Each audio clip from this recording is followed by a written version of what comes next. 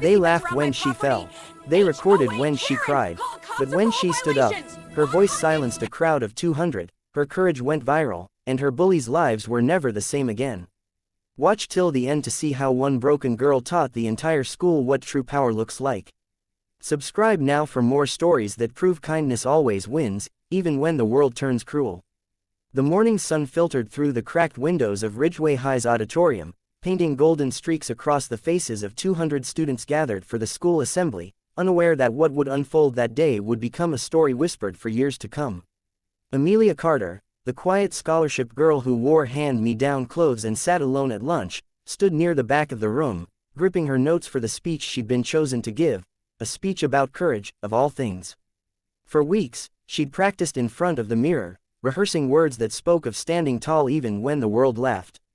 But in a school where social hierarchy was built on cruelty and fear, courage was something most had forgotten, and for the popular girls, especially Tessa Monroe, daughter of the school board president, Amelia was the perfect target. It started with whispers, then laughter, then, accidental, spills on her uniform. But that day, Tessa and her friends wanted more than amusement, they wanted a show. As Amelia stepped up to the podium, heart pounding and hands trembling, she saw them smirking in the front row, phones ready, recording her every breath. The principal nodded for her to begin, and her soft voice filled the hall. Sometimes courage isn't about being the loudest, it's about standing alone when no one else will. The words barely left her lips when a paper ball hit her face, followed by another. Laughter erupted. "Speak louder, trash girl," someone yelled. She froze. Then, as she tried to continue, Tessa walked up to the stage, her heels clicking, eyes cold as ice. "You think you can inspire us?" she sneered, grabbing the mic. "Maybe you should inspire us by learning to speak properly first." The crowd roared with laughter. Amelia tried to take back the mic, whispering, "Please, just stop," but Tessa's smirk widened. And in one motion, she slapped Amelia across the face, hard. The sound cracked like a gunshot across the hall. Gasps filled the air, but no one intervened. 200 phones recorded the moment Amelia's head snapped to the side, tears glimmering in her eyes. For a second, the world froze. Then, slowly, she lifted her chin. Her trembling stopped. Her eyes, no longer scared, locked onto Tessa's. What came next no one expected. "Thank you," Amelia said quietly, voice steady. "You just proved my speech." Confusion rippled through the room. "You think I'm weak," she continued, stepping closer to Tessa. "You think a slap defines my worth. Then let's talk about courage." Her words, calm yet piercing, silenced the laughter. "Courage isn't in your clothes, your money, or how many followers you have. Courage is standing up when the world tries to break you." The audience shifted uncomfortably, but Tessa, angry at losing control, shoved Amelia again, shouting, "You're nothing." And that's when something in Amelia changed. Her posture straightened, her voice grew stronger. "No," she said, "I'm everything you're afraid to be." The microphone crackled as she told the crowd about how she'd lost her mother to illness, worked 3 part-time jobs to afford her books, and still got top grades. "You laugh because you've never had to fight for anything," she said. "But I have, and that makes me powerful."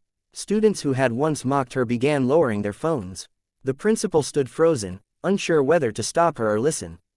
"And, for those recording," Amelia said, glancing at the phones, "make sure to post this part too." Her tone cut through the air like lightning. Because one day, when you face something real, loss, failure, pain, you'll remember this moment. You'll remember the girl you laughed at, and you'll wish you'd listened. By the time she finished, the auditorium was dead silent. Even Tessa's face paled. Amelia dropped the mic and walked off stage, not with anger, but with grace that made every head turn. What happened next spread faster than wildfire. Within hours, the video hit social media, and what was meant to humiliate Amelia turned into her redemption. Hashtags like #CourageGirl and #SlapOfChange trended nationwide. People praised her bravery, calling her the voice of the broken. But the story didn't end there. The school board received hundreds of complaints demanding justice. Reporters camped outside Ridgeway High, forcing the administration to act.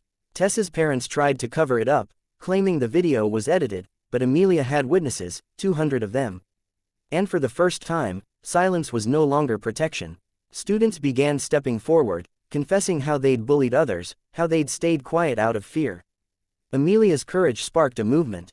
But while the world celebrated her, Amelia faced another battle inside, the one against her own pain. Late at night, she replayed that slap, not out of anger, but to remind herself that she'd survived worse. One day, she received a call from a women's foundation that wanted her to speak at a national youth summit. Nervous but determined, she agreed. On stage in front of thousands, she told her story not as a victim, but as a survivor. Sometimes, she said, the people who try to break you are the ones who make you unbreakable. Her words went viral again, and soon she was invited to TV interviews, her confidence radiating like fire. Meanwhile, Tessa's life crumbled. Her sponsorships were pulled, her father lost his school board position, and her so-called friends distanced themselves. Karma worked quietly but precisely. Years later, when Amelia graduated with honors and became a motivational speaker, she received a message request on her phone, from Tessa. "I'm sorry," it read. "You changed me. I've been volunteering to help bullied kids. I hope one day I can be forgiven." Amelia stared at the message for a long time before replying, "Forgiveness isn't weakness. It's freedom. Be better." She hit send and smiled. In that moment, she realized her victory wasn't in revenge, it was in transformation. The same school that once laughed at her now had an annual, Courage Week, named in her honor. Teachers shared her story in assemblies, her poster hung in hallways. And every new student who walked in learned that kindness wasn't optional, it was expected. The girl they called worthless became the legend who taught everyone their worth. And though the world moved on, the day Amelia Carter was slapped in front of 200 students remained etched in history, not as her humiliation, but as her awakening. Because sometimes, the slap meant to destroy you becomes the spark that ignites your destiny.